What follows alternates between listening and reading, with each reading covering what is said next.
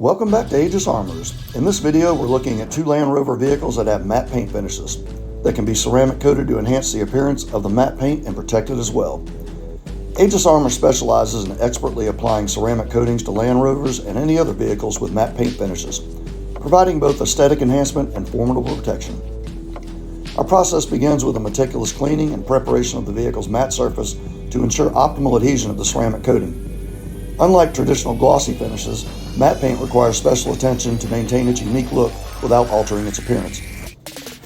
Our ceramic coating is formulated for matte and gloss finishes alike, adding a layer of protection, preserving the original rugged and stylish aesthetic of the matte paint.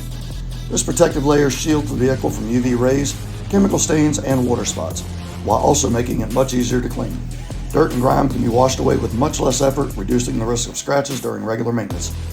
For Land Rover owners who demand the best in both performance and appearance, Aegis Armor's ceramic coating offers the perfect solution.